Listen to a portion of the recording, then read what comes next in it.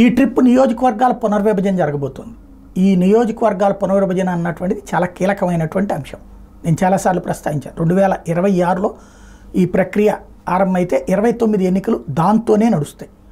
ఈ నియోజకవర్గాల పునర్విభజనలో పార్లమెంట్ స్థానాలు పెరగబోతున్నాయి, అసెంబ్లీ స్థానాలు పెరగబోతున్నాయి, మహిళా రిజర్వేషన్లు రేపు 29 ఎన్నికలు అమలు చేస్తూ వెళ్ళబోతున్నాం. అది 830కి వెళ్తాయా పార్లమెంటు దేశవ్యాప్తంగా, 1000కి వెళ్తాయా అనేది చూడాలి. ఇప్పుడు చంద్రబాబు గారి చేతిలో ఒక చక్కటి అవకాశం.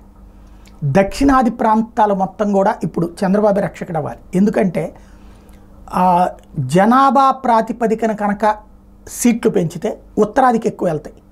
ఎందుకంటే దక్షిణాదిలో కుటుంబ నియంత్రణ ఆపరేషన్లు వీటి కారణంగా జనాభా తగ్గుతూ వచ్చింది, అంటే నియంత్రణలో ఉంది. అటు పక్కన కుటుంబ నియంత్రణ ఆపరేషన్లు వీటి మీద ఇంట్రెస్ట్ తక్కువగా ఉన్నటువంటి కారణంగా ప్లస్ అవిద్య కారణంగా జనాభా భారీగా పెరిగింది ఉత్తరాదిలో. ఇప్పుడు సీట్లు అక్కడ ఎక్కువ వస్తే మనం తగ్గిపోయేటటువంటి పరిస్థితి ఉంటుంది, పెరుగుదల ఉంటుంది మనకు కూడా.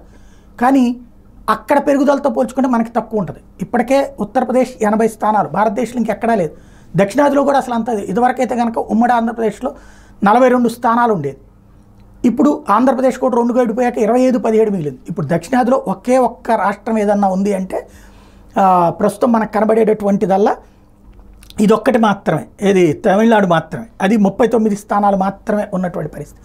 కాబట్టి ఇప్పుడు చంద్రబాబు గారికి కింగ్ మేకర్ పొజిషన్ ఉంది. కాబట్టి దక్షిణాదికి సంబంధించి ఈ పరిస్థితిని మాట్లాడి ఈవెన్ బీజేపీ కూడా కాదనే పరిస్థితి లేదు. ఎందుకంటే ఇప్పుడు కర్ణాటకలో ఎక్కువ సీట్లు సంపాదించుకోవడం, తెలంగాణలో ఎక్కువ సీట్లు సంపాదించుకోవడం, ఆంధ్రప్రదేశ్లో మంచి ఛాయిస్ రావడం, కేరళలో కూడా బోనీ కొట్టినటువంటి నేపథ్యంలో దక్షిణాదికి సంబంధించి ఈ ఏదైతే ప్రధానమైనటువంటి మన సమస్య ఉందో దాన్ని పరిష్కరించడానికి వాళ్ళు కూడా సిద్ధపడే అవకాశం ఉంది. బాబు గారు ఇప్పుడు దక్షిణాది రక్షకుడుగా అవతరించబోతున్నారు. అందుకే స్టాలిన్ కూడా ఆయన ప్రత్యేకించి కోరడం